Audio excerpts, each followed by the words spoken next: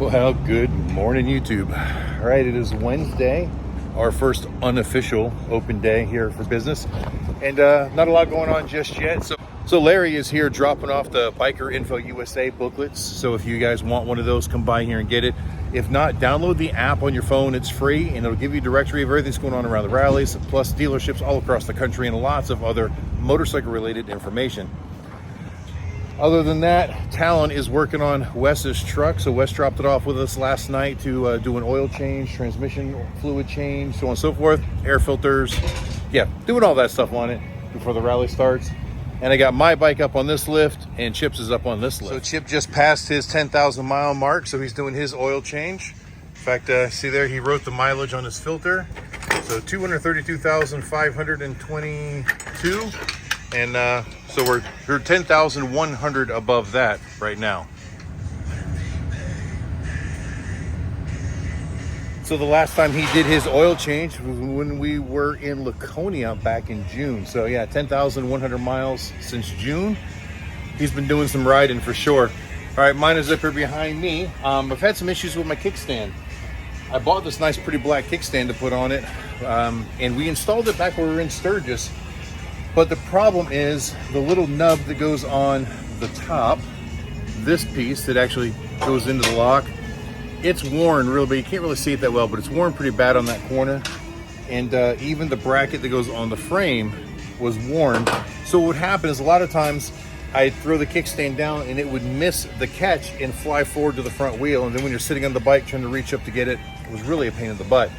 So I went to HIGHSIDE Cycles there in Murphy, North Carolina. You guys have seen me talk about the place before. Did a feature video on them once. He had these parts. In fact, he had just taken them off of a motorcycle. The guys were cleaning them as he walked out to grab them. And so literally fresh off of a salvage bike into my hands. And he gave me a really fair price on it. So we're gonna get that installed today, and hopefully that my kickstand will work better and not fly forward all the time. And then we're just gonna kind of go through and do an overall check. I noticed a rattle the other day when I was riding it at home, and I think it's because this right here is loose. I think that clamp down here has broken. So I may just remove that heat shield for right now because I can't stand the rattle. So I'm actually running into a little bit of a problem. If you look at this bracket, you see we got this little nub here that drops down. And on the replacements, it doesn't do that. It's pretty much square with a little notch on it. However, the two top holes line up just fine, but on this one, the bottom hole here is a little bit different as well. So I really don't feel like going in and getting a different one of these. I only paid 20 bucks for this, so I'm gonna make it work. So I'm gonna elongate this hole right here up a little bit. That way 3 of the bolts will fit just fine. And we're gonna see how it works with just 3 bolts instead of the 4, because this hole right here doesn't line up because the other one is much longer. We'll see how that works. Well, thanks to the little high-speed air Dremel with the rotary bit, I was able to oblong that hole, and they match up perfectly now. So now I'll try to bolt it back together. All right, kickstand project is complete. Everything is working nice. We're gonna call that good. And if you guys remember, back when we were in Sturgis or Rapid City, Baker Customs was there, and I got a bunch of parts from him to kind of dress the bike up. And I was debating on not doing it until winter time because I want to do a lot more to this over the winter, tear it apart, repaint it, so on and so forth. But actually everything I bought is all stuff that really attaches to the engine, transmission, shift linkage, floorboards. Nothing that's really going to be affected by that. So I was like, you know what, might as well just go ahead and do it now when we're carrying the parts around. So we got the shift spacer, because remember, I don't use a heel shift, so this will move the shifter out, and this little spacer goes in between there, keeps the spring loaded, keeps the slop away, and makes it look good. So these little covers here that just cover up the actual shift levers, part of the upright parts of the linkage. I got a new shift linkage in black. Even got some floorboard spacers to extend the floorboards out just a little bit, because I'm a little bit on the wide side. And the new toe lever to put on that new shift linkage system, and then the new shift arm. And then I've also got a fork cap and some axle nut covers, really just for dress up, no other reason. Now I actually feel a little bit like a dumbass because these floorboard spacers It would have been nice to remember that I had those before I just bolted the floorboard back on in the process of doing the kickstand repair, because 2 of the floorboard bolts go into that kickstand plate. So I just had it all apart, put it all back together, and then remembered, oh, I gotta take it back apart to put these on. But it's only a couple bolts. We'll make do.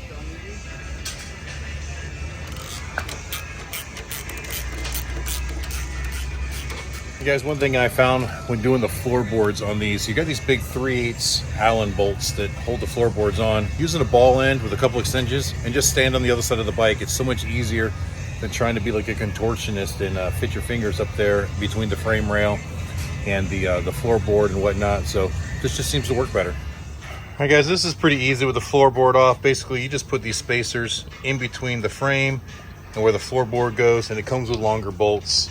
Really easy to do. All right, and there we go, all installed with a little bit of blue Loctite to keep them from rattling loose. All right, almost 1 o'clock, and we got our first bike in. Talon's going to take care of that with the Supreme package on this beautiful looking Harley Davidson right here. Okay, floorboards are done on both sides. So now I was going to go to starting the shift linkage. But we're gonna have to put that on hold for a few minutes because Bob and Tam are gonna go live at 1:30, and it is now 1:30, and they've invited me to participate in that. So we're gonna take a break from it, go do this live session, and then we'll jump back on that when we're done. All right, guys, we just finished up with the live with Bob and Tam, and while we were doing that, we had another customer come in, and the Talon's taking care of that oil change. We had a little bit of trouble getting on the live. The links weren't being sent properly or whatever, and looks like now we've got some special visitors as well. Looks like Chip's girlfriend Laura is here, and so is Katie. Beautiful young ladies riding in on their motorcycles today. Hello. And there's Chip sporting the Grom. All right, now we're gonna get back to the shift linkage.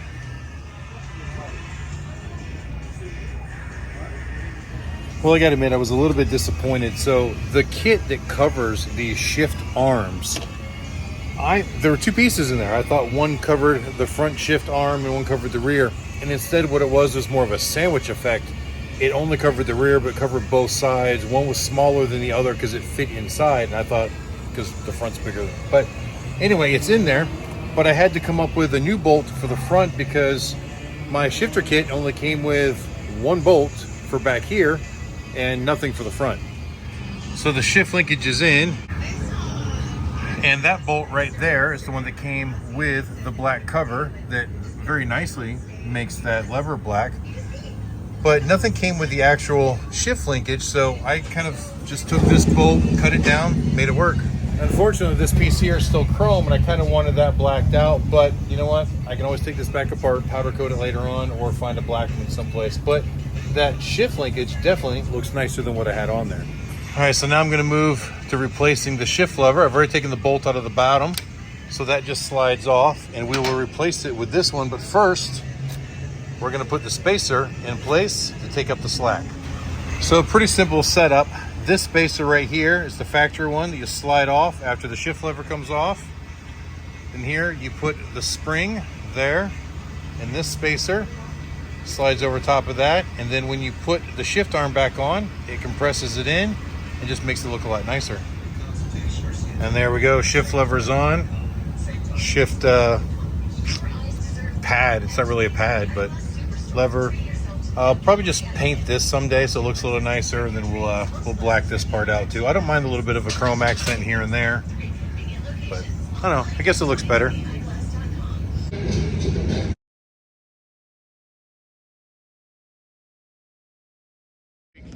Welcome to Bike Week. All right, so I did the axle caps. So one on that side, one over here, and even the base cap that replaces the OEM. You know, truth is that doesn't look all that great because I don't have the black fork tubes yet, but maybe someday it'll look better. Not even really sure why I got those. Just, he had them, so I got them. And as far as my exhaust throttle goes, I pulled this heat shield off, and sure enough, on the inside right here, the tab that the hose clamp goes through to hold the heat shield on is broken away. This thing's all bent anyways.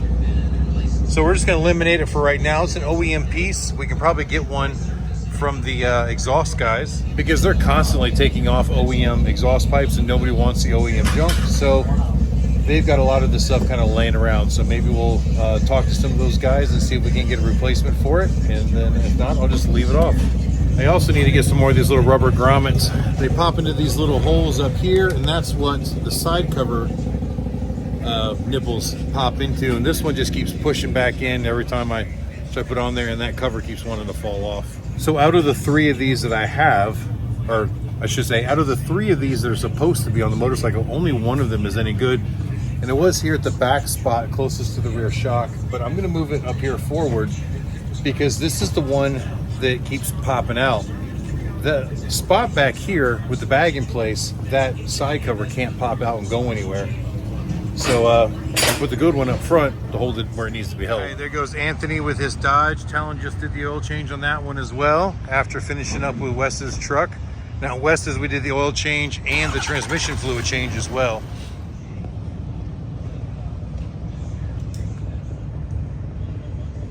Well guys, just a little bit after 6 and we were closing up the curtains and well, got another motorcycle in to do an oil change on, which is good. So even though today wasn't an official business day, we were open on this day last year, and we have done better today than we did on that day last year. So we're starting the rally off with a good number. Hopefully that trend will continue through the rest of it. But I think when this one's done, we're closing up. We are waiting for Gabriel to get here, and then we are gonna go over and have dinner with Andre and Harry and Gabriel and Talon at BJ's across the street and enjoy some dinner there.